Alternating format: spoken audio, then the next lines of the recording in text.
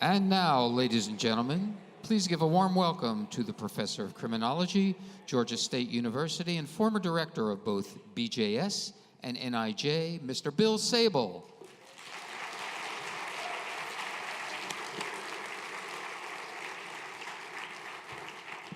I'm supposed to introduce Jim Lynch. It's another fine mess you got me into, Ollie.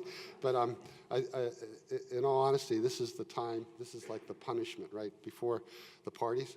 So you got to do your time before you get out. But I've known Jim for a long time, and we're still working on a paper that we started in 1992.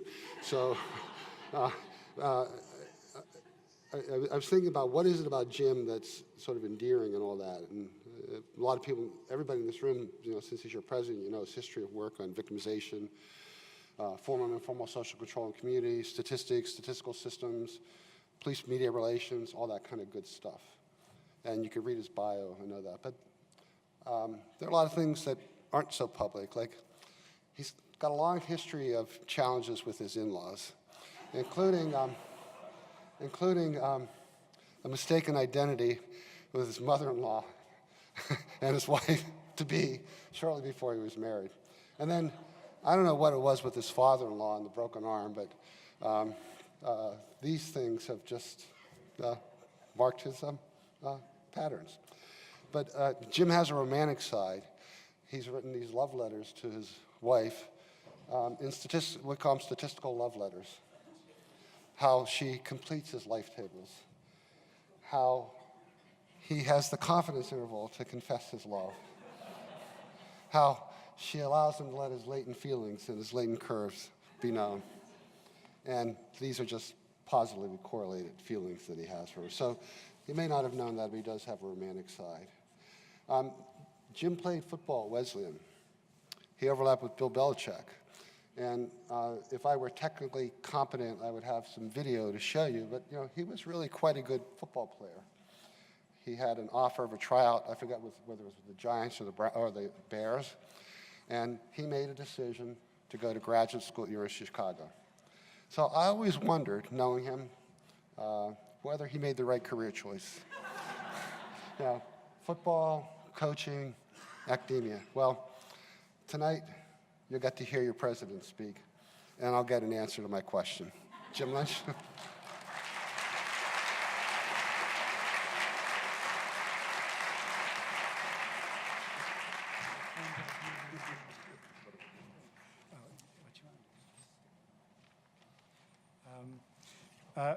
With friends like Bill, who needs enemies, is what I think.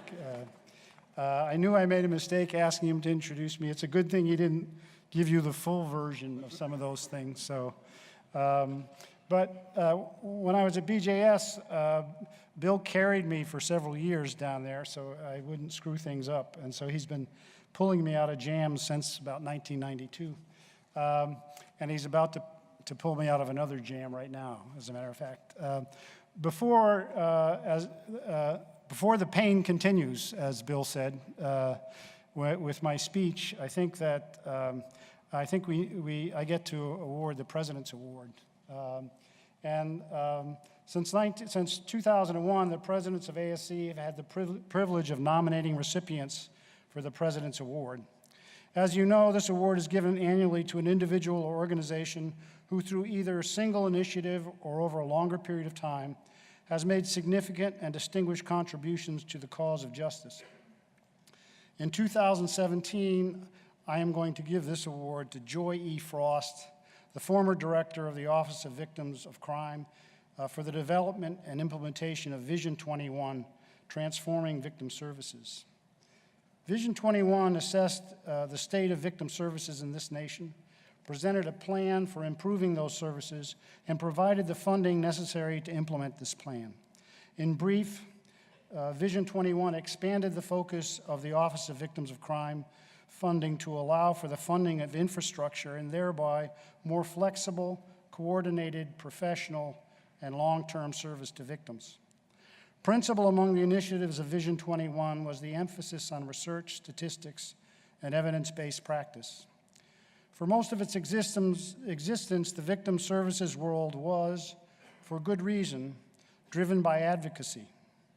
Joy's effort in Vision 21 called for evidence-based policy, which will inevitably lead to the inclusion of more and different victim groups, as well as innovative practices.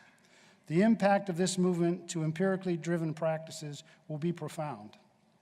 In addition to calling for empirical evidence, Joy took concrete steps to provide the necessary data. She funded the addition of substantial questions in the National Crime Victimization Survey about the nature of services received and their effect on victims. She funded the first ever survey of victim service providers to define the limits of the victim service industry beyond those receiving funds from OVC.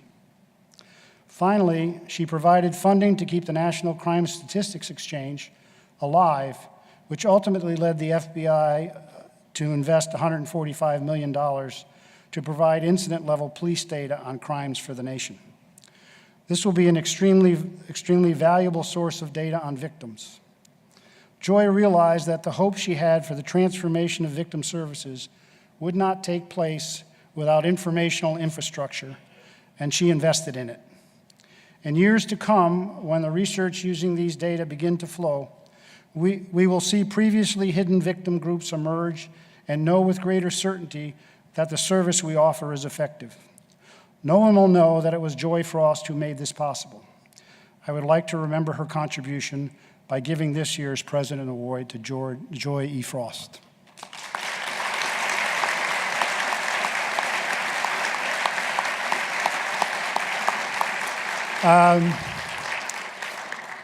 As I said, Bill's going to bail me out again because Joy's not here tonight. She's been courageously battling cancer over the last 2 years. She was scheduled for surgery in October, which would have allowed her to come, but she called me the other day and said that surgery had been delayed. Joy has asked that Bill Sable, the former director of NIJ and BJS, accept the award in her stead.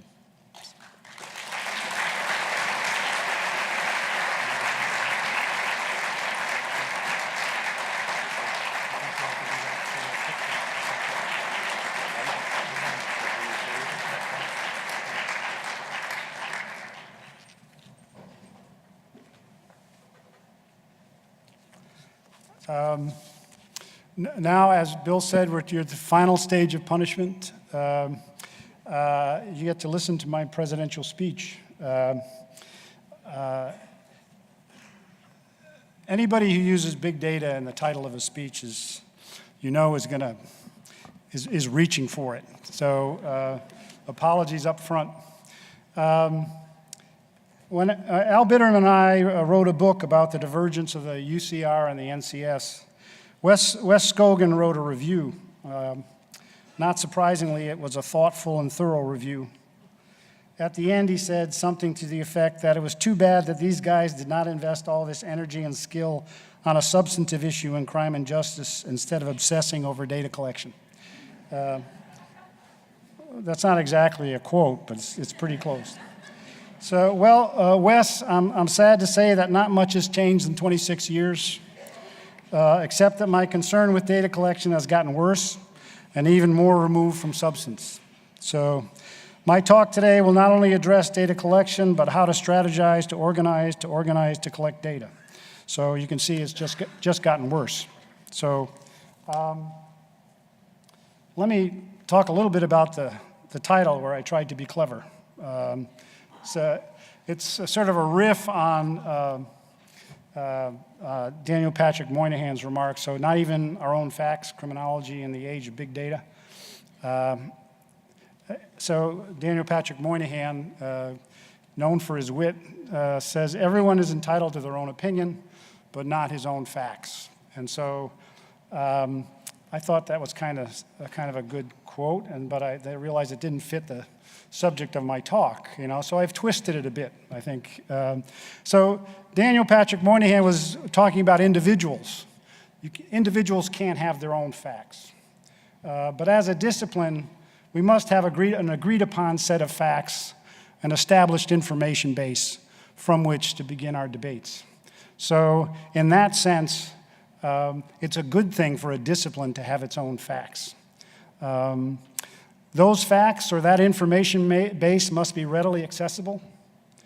In order to have agreed upon information base, we have to have agreed upon methods for collecting data, or we must have trusted collectors. So big data, which I'll define in a minute, phrase this agreement at the same time that it makes information increasingly more available.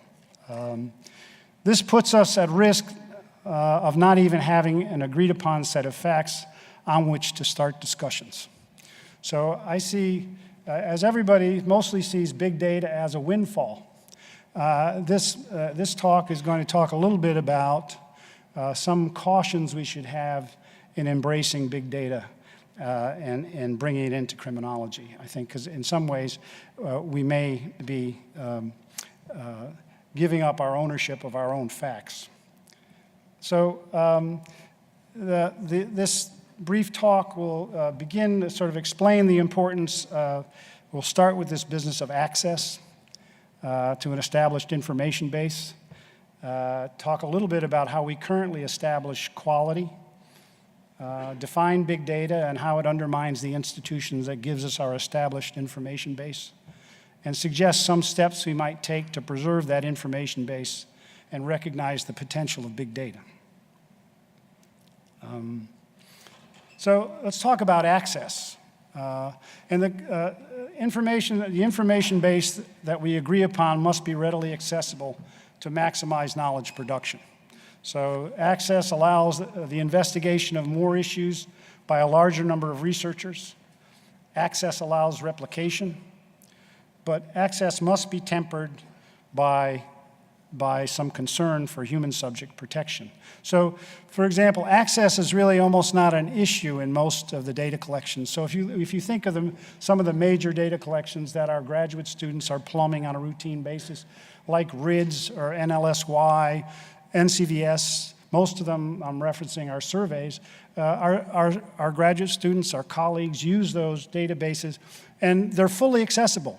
They're sitting there in archives, and the archives do what they can and the agencies that sponsor them do what they can to make them available. So the idea of access is not a real issue. In fact, they were collected to be released and that kind of thing. So that it almost, in the current paradigm, which is really subscribes to the survey, sample survey, the access is almost assumed. Now, things have gotten a little dicier as people have gotten concerned about confidentiality, so that sometimes when you go to the archive, you have to wait 2 or 3 weeks, and you have to give them all your clothes and strip search and everything else. And so some of these things have changed over time with the increase in concern about PII and things like that. But still in all, the fundamental idea of having these data, these facts, routinely available is really not a question.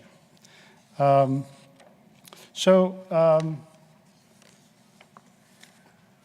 think that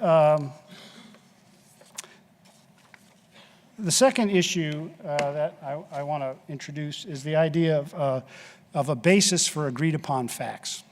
So generally, there's really 2 ways in which you arrive at a set of agreed upon facts. And one is that we have a certain standard methodology that we teach all of our graduate students, that everybody here has been exposed to, and we think this is the right way for you to collect data. And if you pay attention to data, if you pay attention to these tenets, methodology, that the data that you get will be trustworthy and it's suitable set of facts to begin your research. So the collection is, sampling, for example. So we sample so that we can conserve the resources that would go into a broader base collection and plow those things into non-sampling error so that we can reduce non-sampling error. There's tenets for survey design. So Candace Crutchnut did that report looking at rape and sexual assault. So there's real disagreement over how we collect rape and sexual assault data, and it's raged for, 15 years. But in the same time, the debate was still within the parameters of accepted survey methodology. There may be sort of a disagreement over how the queuing should go or what the reference period should be, but this is sort of inside the beltway fighting. It's kind of sort of in the family kinds of things. It doesn't really threaten the basic paradigm that we've been teaching our students and we that ourselves learned as we advance through the discipline. So the same is true for measurement and scaling, instrument construction. These things are all well developed. They're changing all the time and the threats are there all the time, but there's still a coda of methodology that we share and that we use to determine what's worthwhile, what's an acceptable set of facts, and what's not. But other things have grown up around this. It's not just a slavish attention to a particular set of methods. There's a whole industry, a whole subdiscipline that's grown up around this. Data principles and practices of federal statistical agencies is sort of a set of principles that federal statistical agencies follow. They have to have certain kinds of staff. They have to have certain kind of training. They have to have certain kind of methodological research that's going on all the time. And so these are their promise to the consumers that they're going to take care to measure carefully and follow things. So there's a bunch of trusted data collectors. There's a bunch of fairly large data collection houses, Westat, I had to say that for David because he's in the audience, but RTI and so on. There's a whole bunch of NORC, a whole bunch of readily accepted. These people also participate in the same discipline as the federal statistical agencies. They do methodological work. When challenges are presented to the discipline, they investigate those challenges, find ways around them. So they constantly keep the knowledge of the methodology that legitimizes our knowledge base up and running and meeting the challenges of the day. So we have this pretty well developed set of standards and a group of people who are keeping those standards up to date so that we can still rely on the established methodology to deliver data that we can rely on. And so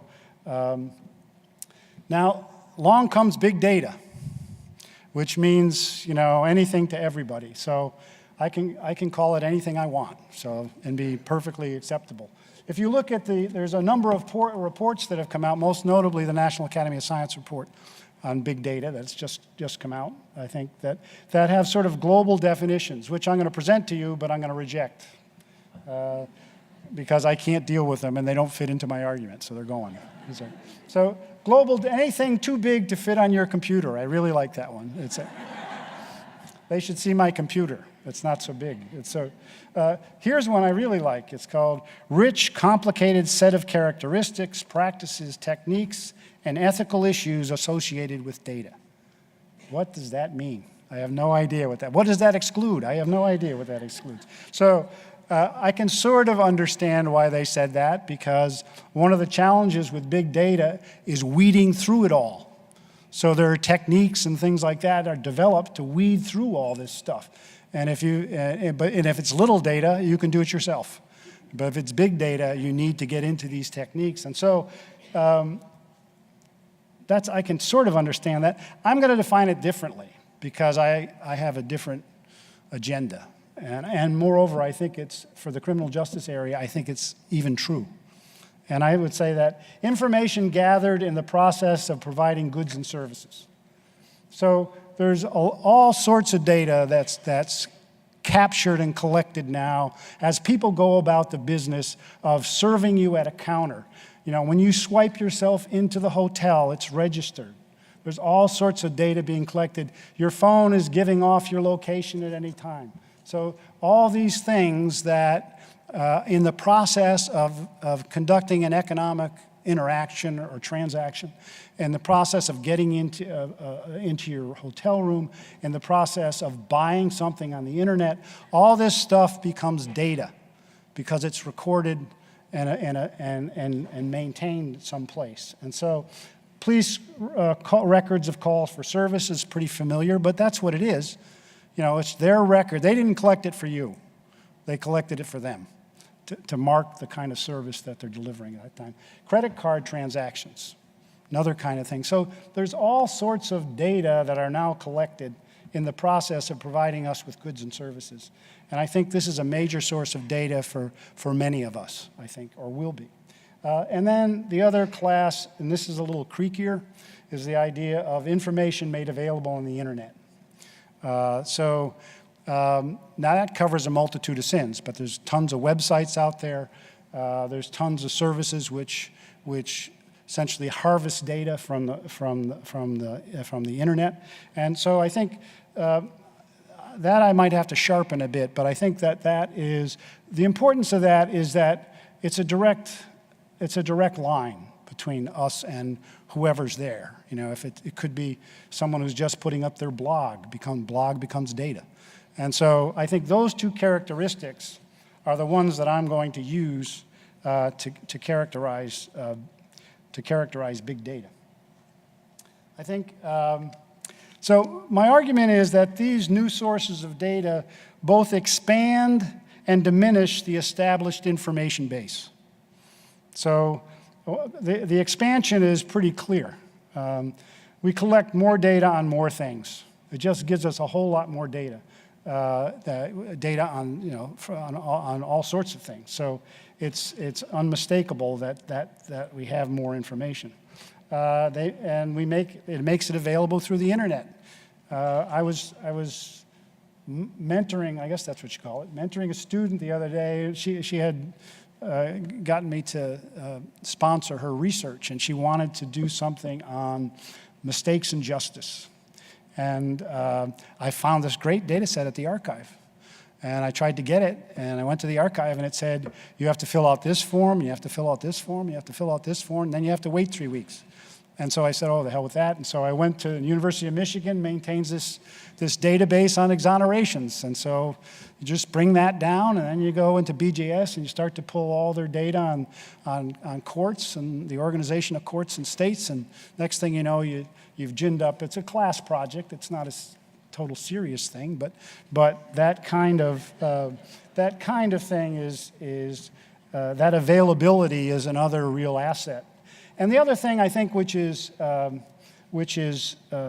important feature of these two sources of big data that I talked about is this business of linkage. Linkage leverages everything, you know, because that really gives us more information on the same unit. And it doesn't even have to be on the same unit. You know, it can be, we can link with your personal characteristics, or we can link geography or organizational membership. So this idea of linkage is very powerful. I think Larry Sherman was following up his cohort in Milwaukee. And if you use criminal history data, if you think about it, or you can use those data and update that, and it's basically what you're doing is, that's a form of linkage. You can link it, I didn't say that Larry is, but you can link it to healthcare data. You can, you know, so I think that this idea of linkage is very appealing because it can really broaden the base from a single data collection to a lot of different data collections, and the potential is in some ways endless. So I think, I don't know, is that what you've been looking at this whole time? Well, it's a pretty good looking guy, I have to say. Because no one else will. There you go. So much for the good news. I think that some of the bad news is that we really can't guarantee access to many of these data sources. That we don't own it. The thing about surveys is we owned them. We paid for them, but we owned them. And we could determine how they were designed and how they'd be conducted. And that control over that information gave us some assurance about quality. And that comes to the second thing, that by and large, we cannot assess the quality of these data. We know less about how the data are collected. We have not developed preferred methodologies for harvesting that data and for analyzing that data.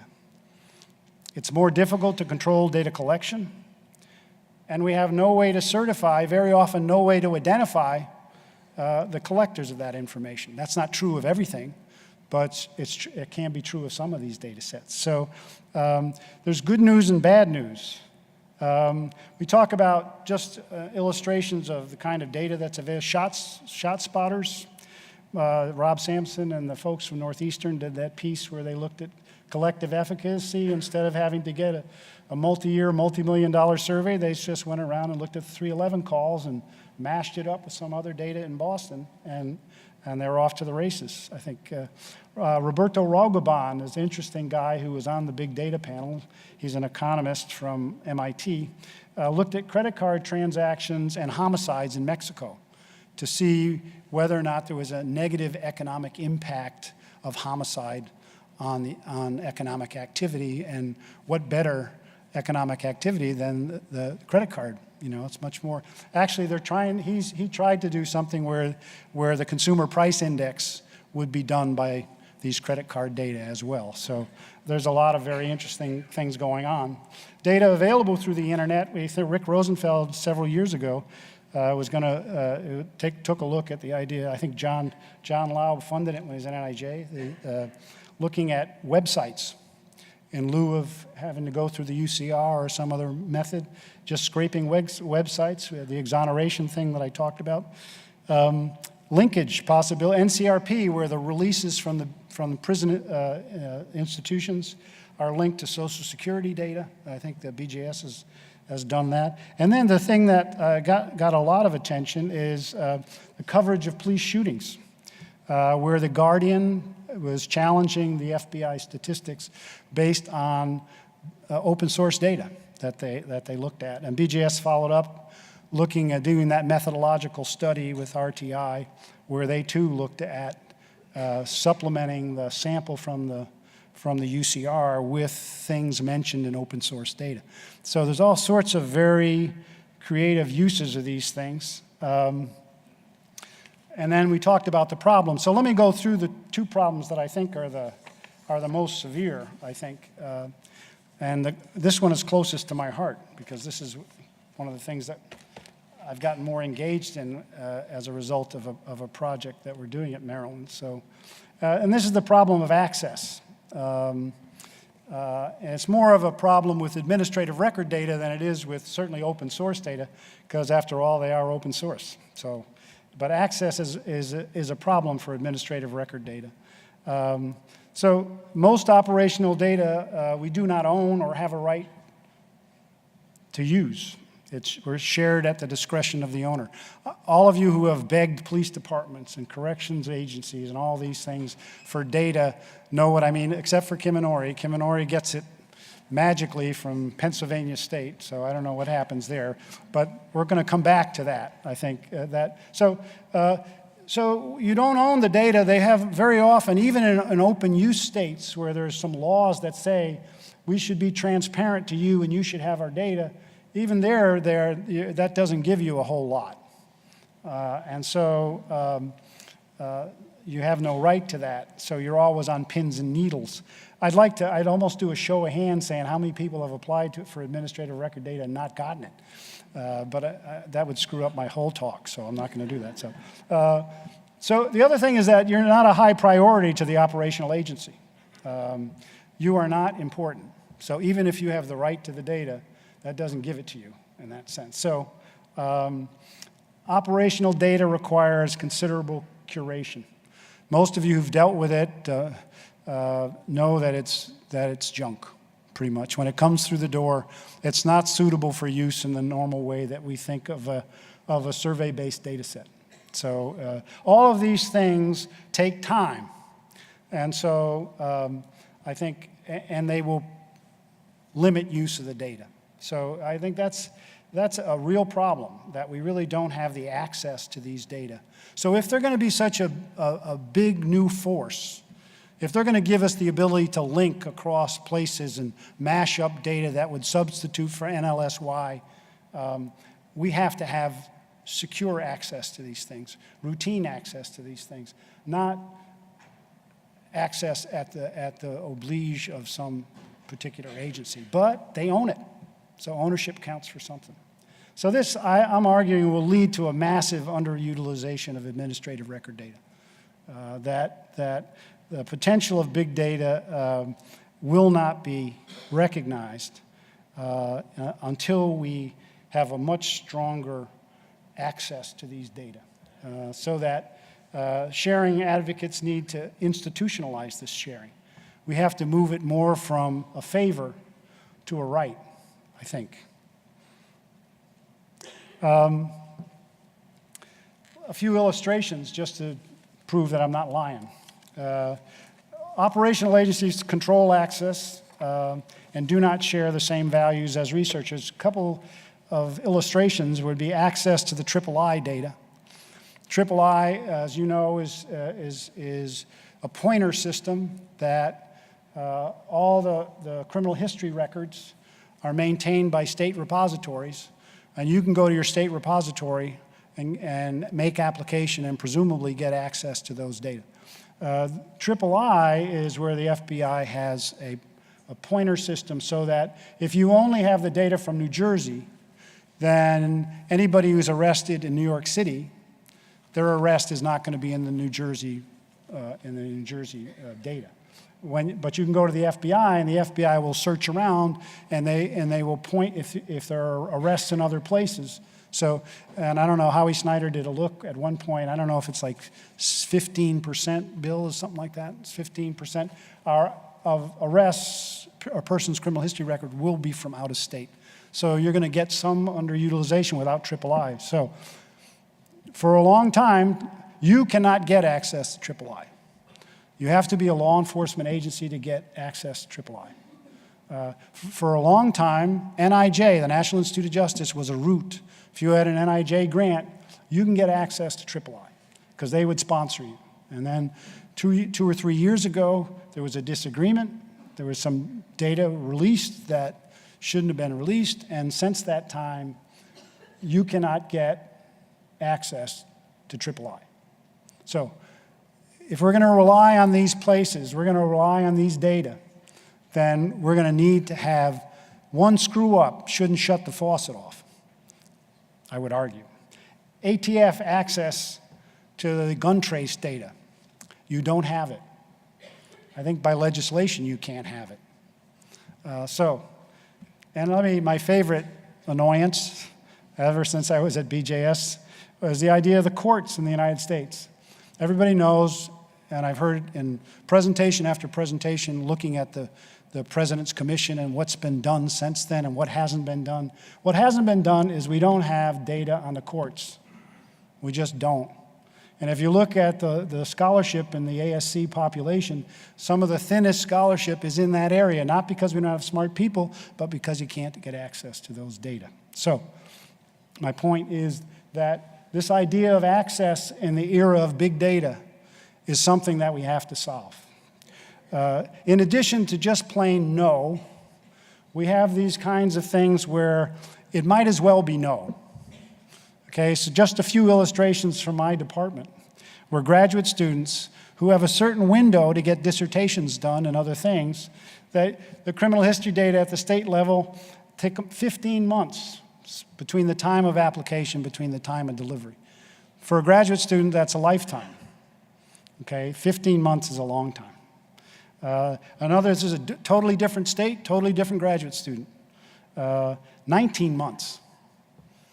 And so, again, I don't know if this is typical because I don't know about the zeros. I don't know about the happy sharers, the people who have the data and got it first off. Charles Welford can get anything from anybody in the state of Maryland in 2 days, but I can't. Now, there may be something personal in this thing, but I got a feeling that it's personal in Charles's favor in that sense. Or Kim Inori can get anything from the state of Pennsylvania. I don't even think he has to ask. But that's, we shouldn't have these things depend upon your personality or something else. That these are things that should be institutionalized and routine. So in addition, there are other sort of cultural nuisances across this barrier from operational agencies to researchers. For instance, limiting reuse. You'll get access to the data, but you can't reuse it without going through the whole thing again. Okay, or you have to destroy it. So partly because I think they're thinking of the currency of operational data. Operational data that's 2 weeks old is no good if you're going to arrest somebody based on it.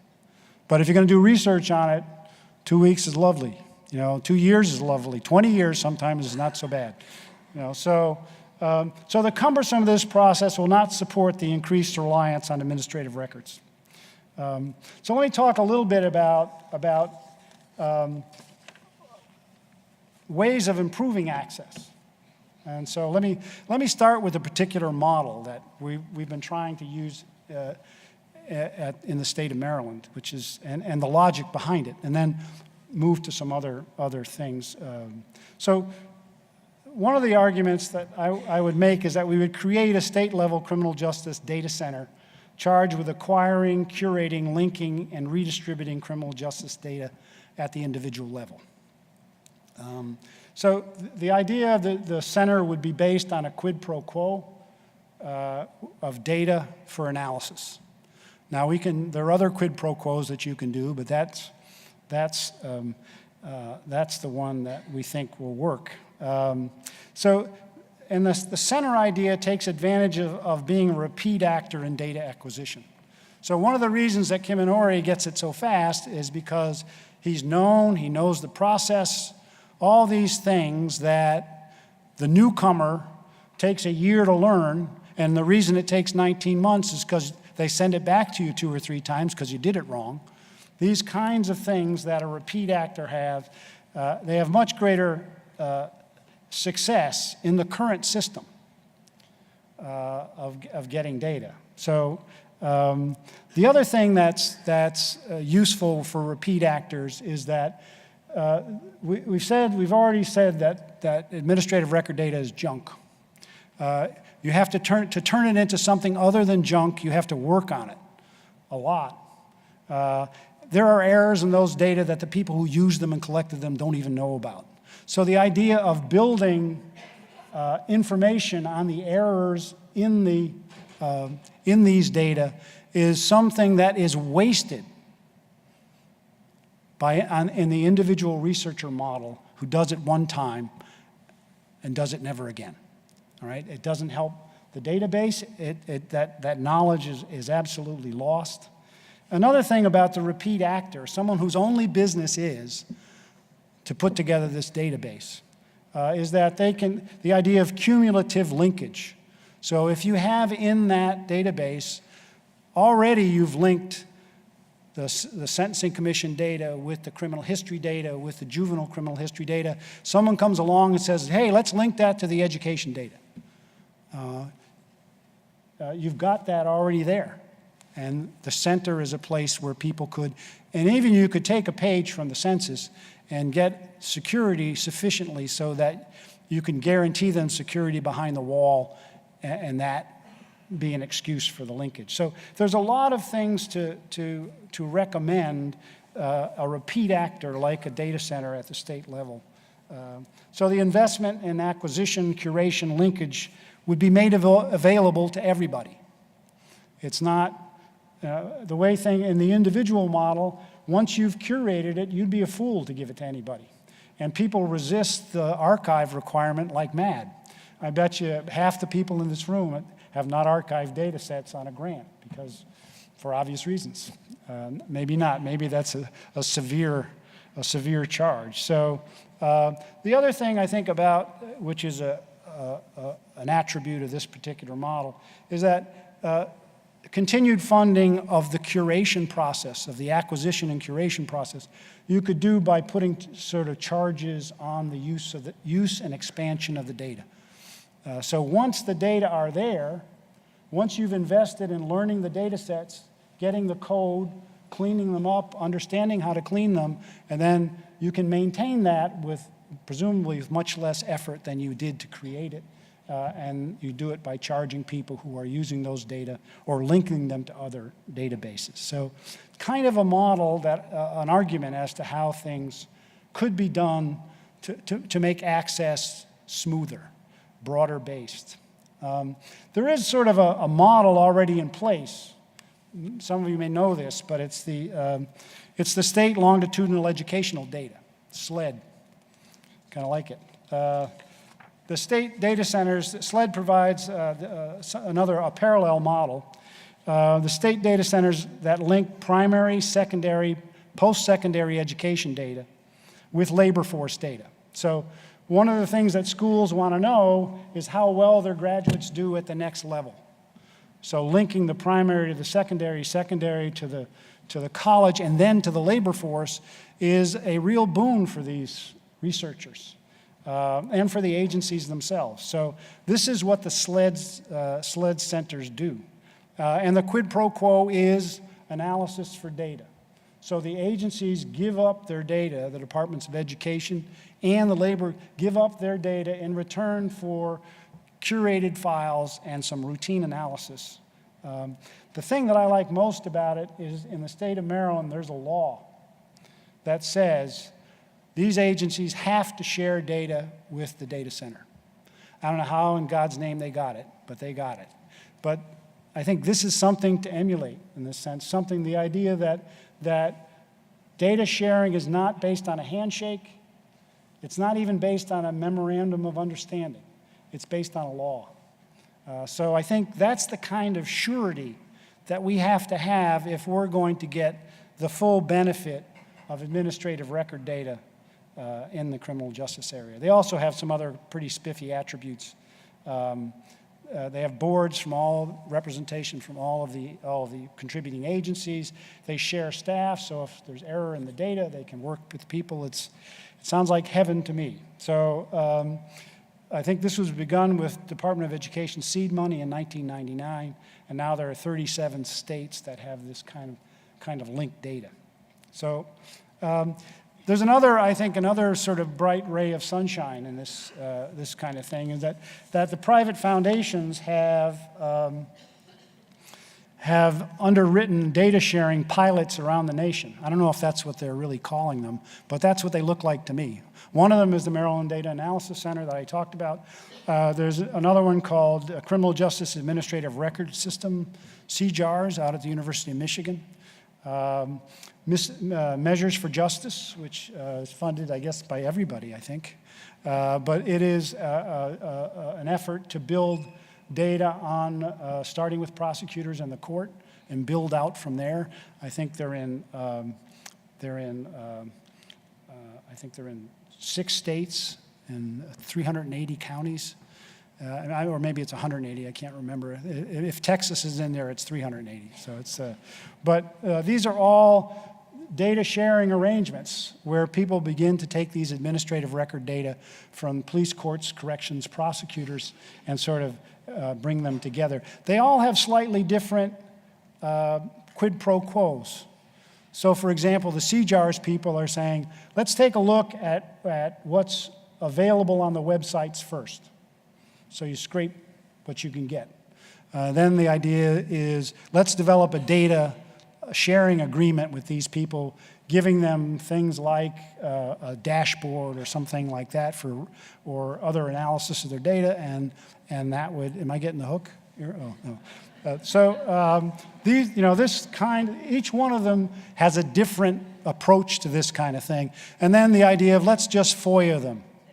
Okay, so and I think the measures for justice people have an embarrassment factor. They come to a county and they say, well, the guy next door is contributing. Why aren't you? You know, the paper's going to come out and they're going to have his stuff, and they're going to say, where's your stuff? And you're not going to have any. And that seems to be pretty effective in that way. So everybody's got a different idea as to how you encourage these agencies to share data. And the success and failure of these programs will tell us a ton about this business of data acquisition and how to improve and ensure access. So the question becomes, how do you institutionalize this?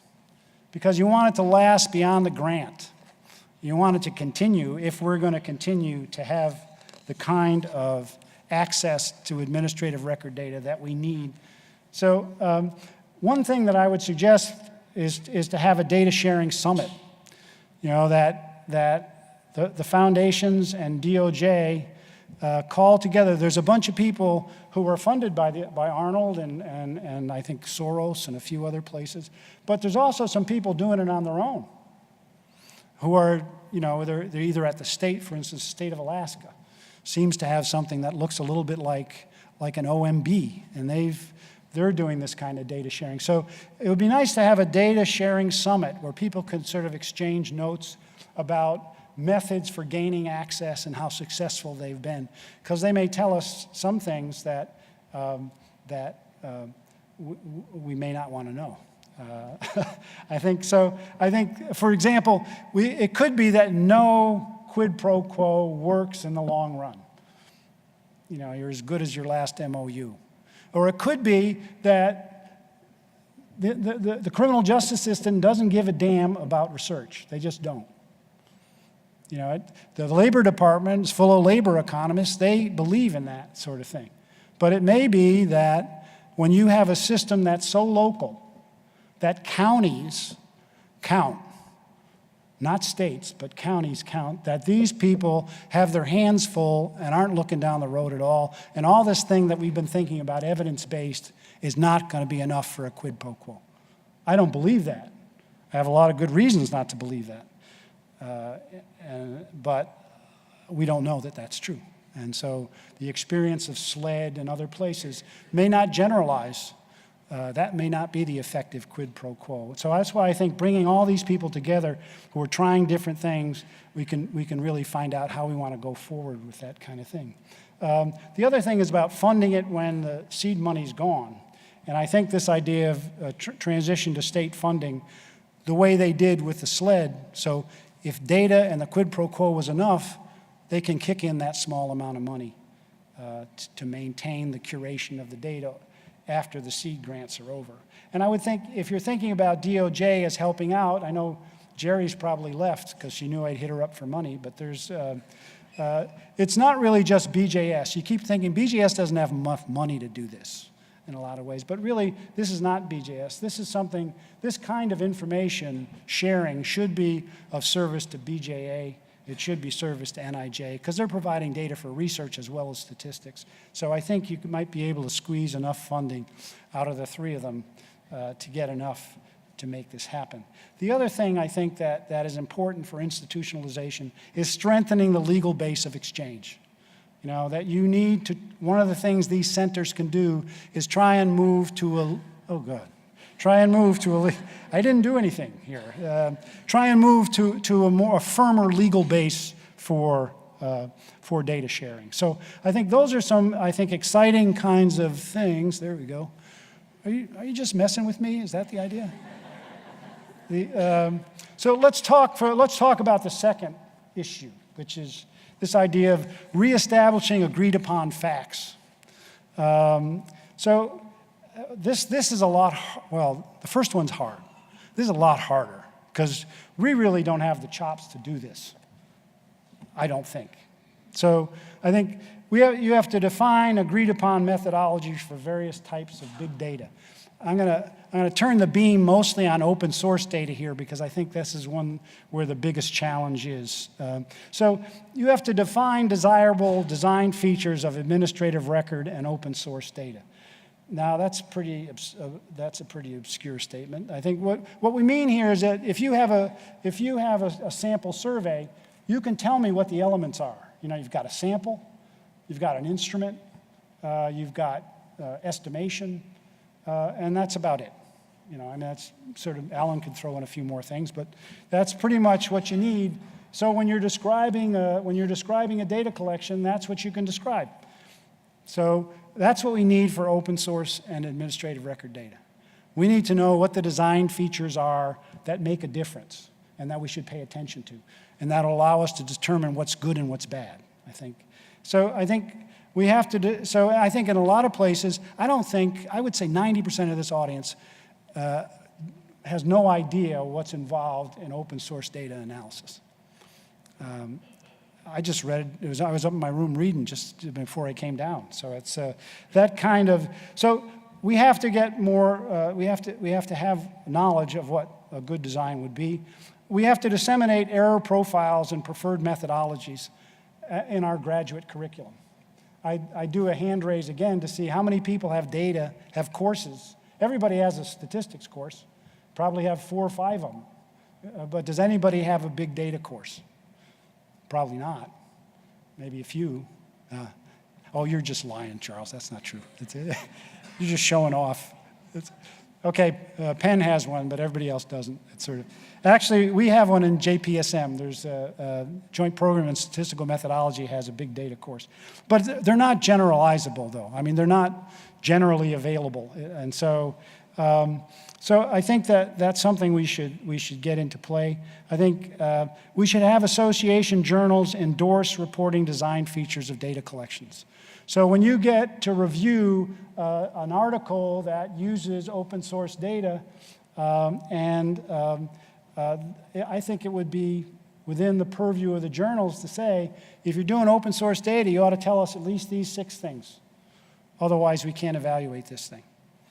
So once those 6 things are articulated by the statistical community, I think the idea of using them in the journals, and it would help the referees, because most of us don't know what to do when we get those things either. So I think if people could work together and include special issues on new data collection and usage, to really make an effort to get this, to take the information, which is largely in other disciplines, and bring it over into our discipline much more aggressively. So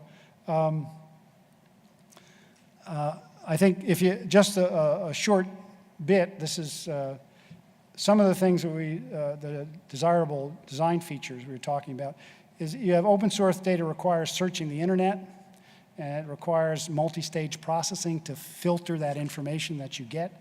So you'd have to have something in your design that searches the internet, that identifies URLs, that retrieves the text, that classifies the text, so it looks for what you want. So in the BJS study, when they were looking for deaths in custody, they had a certain set of attributes that were going to define that, and they would search through the text to find those attributes.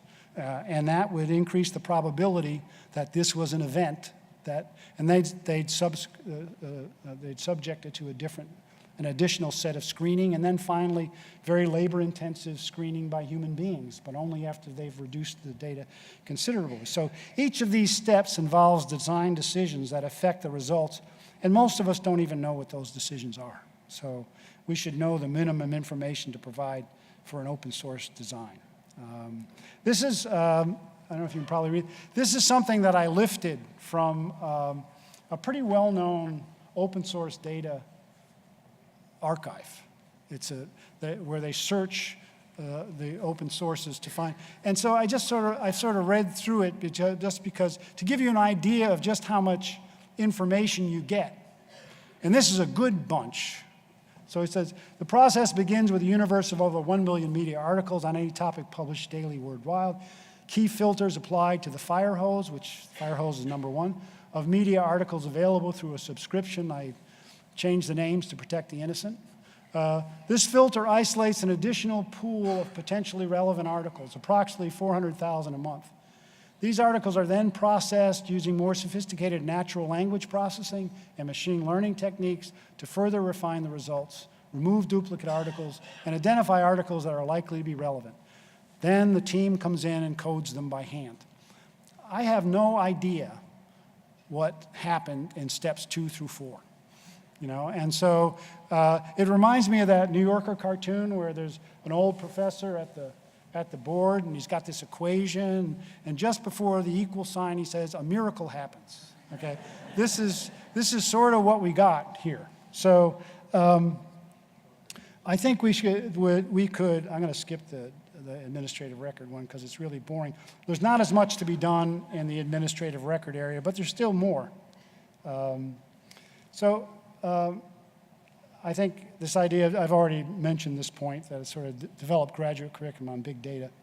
I think it's something that we should do, and I know it's getting long, so I'll skip this slide as well. So this second part about establishing standards for quality, there's a lot of heavy lifting to be done there, I think. The good news is that we're not alone. Every social science discipline is facing these same issues, largely because all the methodologies that we're interested in now are methodologies that are coming from computer science and engineering, not from our sister social science disciplines. So everybody is short-staffed when it comes to having people expert in these new methodologies. So there is the people at the Census Bureau and at the federal statistical agencies are sort of mobilizing because this is a very big challenge for them. And so I think a number of groups have been suggested, 2 very influential reports. One sponsored by it's the National Academy of Science report. Bob Groves is the author, sponsored by Arnold. It's Federal Statistics, Multiple Sources, and Privacy Protection Next Steps. It's a very stirring title. It's coming out in a week or 2, I think. And you will see there that there's recommendations for an agency that works on these very issues to begin to develop the design features and the error profiles and all these other things, which will help us move in this direction. I think there's also some mention, Bill, you mentioned it, I think, in the report from the evidence folks. Again, they're talking about a federal entity that could begin to help us define what quality is. But it's still our business to bring it into our discipline. So when these things become available, we have to be ready to move to change that curriculum, to incentivize the editors, and so on, so that we begin to build these notions of quality into our. So to sum up, I think big data presents both advantages and disadvantages. If we are to preserve our facts, we will need to exert more ownership over these data and establish standards of quality. This is a challenge to leaders in the field, editors of journals, deans, chairs, government agencies, and funders of research. I think the old model of individual entrepreneurship, where a single individual is given responsibility for engaging in these exchanges of administrative record and for the analysis of open source data, I think it would be, I think that model is not going to give us the kind of generalized access and exploitation of these big data that we need. So, I think that we can continue admiring the glimmer of newfound administrative and open source data without looking critically at their quality. We can continue to having individual researchers cut private deals with agencies and hoard the data for the rest of their career. At minimum, this will reduce the availability of these new data sources to deliver on their promise. And at worst, we as a discipline will not have our own facts. So, thank you.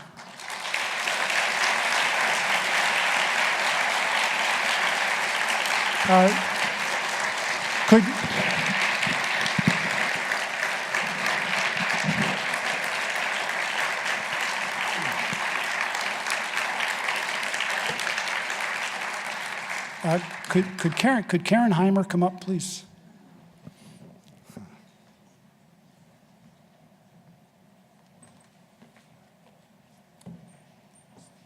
This is the changing of the guard. Oh, man. Can I say a couple words first? You can, but you have to bang this hammer on that thing. Okay, but I'm going to say something first, otherwise they're going to run. Okay. Okay. So I just want to thank Jim for his amazing leadership this year. I think we can all agree that this has been a challenging year to be president of any academic national organization. And I also want to personally thank Jim for kind of mentoring me this year, and I'm going to keep him on my speed dial for next year.